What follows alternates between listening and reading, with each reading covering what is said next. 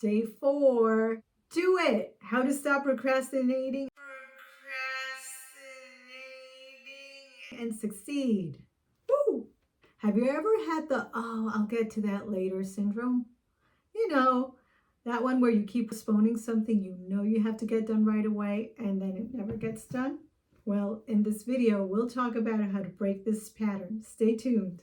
Hey guys, thank you for joining me today. I'm Tatiana, founder of The Genius Spot and author of Create Your Best Life, the #1 program for women to upgrade their mindset and become clear, confident, and consistent. If you're an online entrepreneur, a boss babe, or a creator looking to thrive in business and life, you're in the right place. This video is part of an 8-day challenge to succeed and thrive in business and in life. I'm going to show you the exact steps you need to take to reach your goals with ease and a winning mindset. Today is the 4th day, the letter D in our series, and it stands for do it. That's right.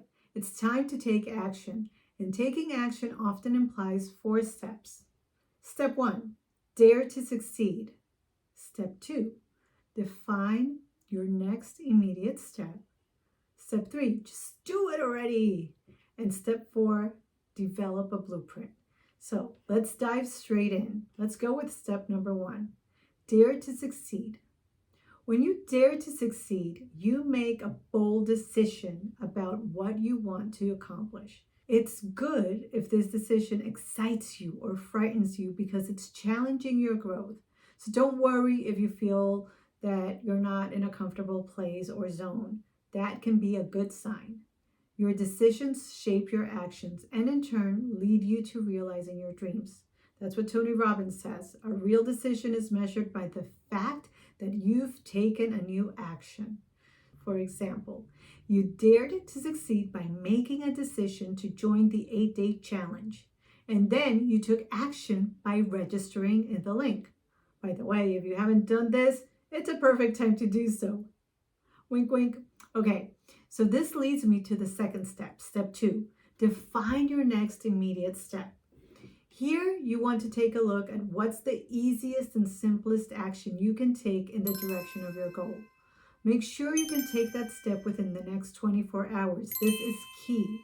So for example, if you need to make a call, make sure that you get the number of the person you want to reach and have everything ready for the call. If you can't take action at this very moment, at least schedule some uninterrupted time so you can make your call within the next 24 hours.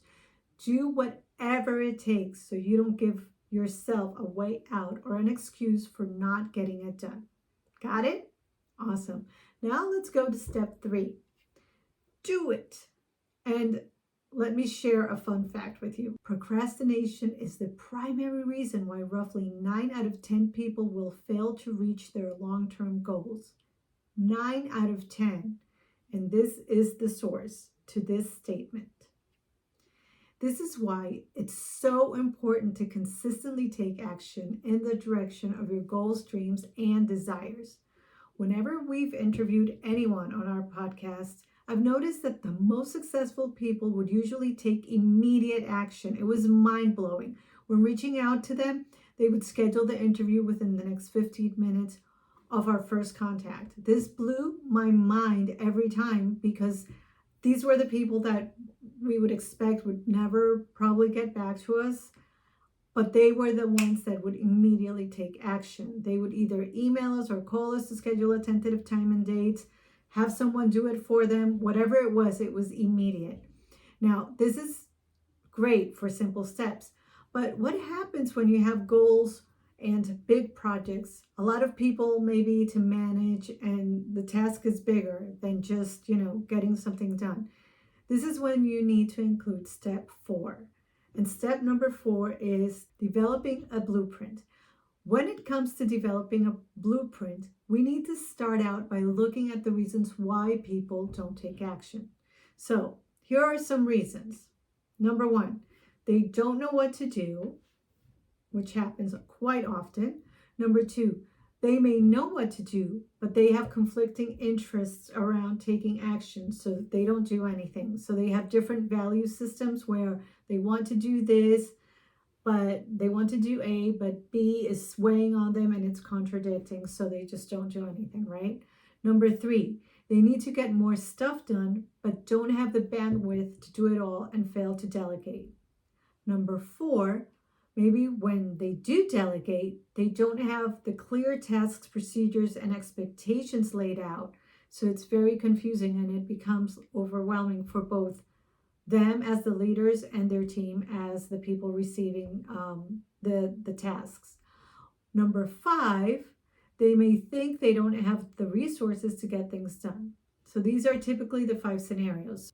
The lack of action comes from a sense of lack of clarity or feelings of overwhelm. Most of the time, people tend to just keep going, run faster, not realizing that they've fallen into the hamster wheel.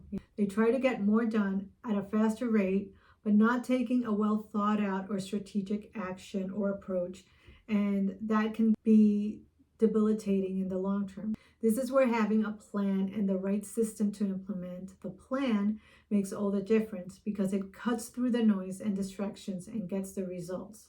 For now, you won't need to develop a blueprint because we developed it for you. It's basically the playbook and what we laid out in the playbook for you in this 8-day challenge. So all you'll need to do is to keep showing up and following along. This is what's so wonderful about having someone guiding you along the way. Before we move forward into the cost of not taking action, of not doing this step, I just want to make sure that I congratulate you and thank you for being here and joining us along every step of the way. Now let's talk about the cost of not taking immediate action or doing it. And it's another D word. It is doubt. Doubt, doubt, doubt. When you say you're going to do something and you don't follow through, your body and mind begin to make you doubt yourself. There's a part of the human consciousness that is paying close attention to how you keep agreements to yourself. This part of the consciousness is called your basic self, as an expert in consciousness called it. His name is John Roger. And this part of your consciousness is also responsible for providing you with energy for mundane tasks, anything from eating to having fun.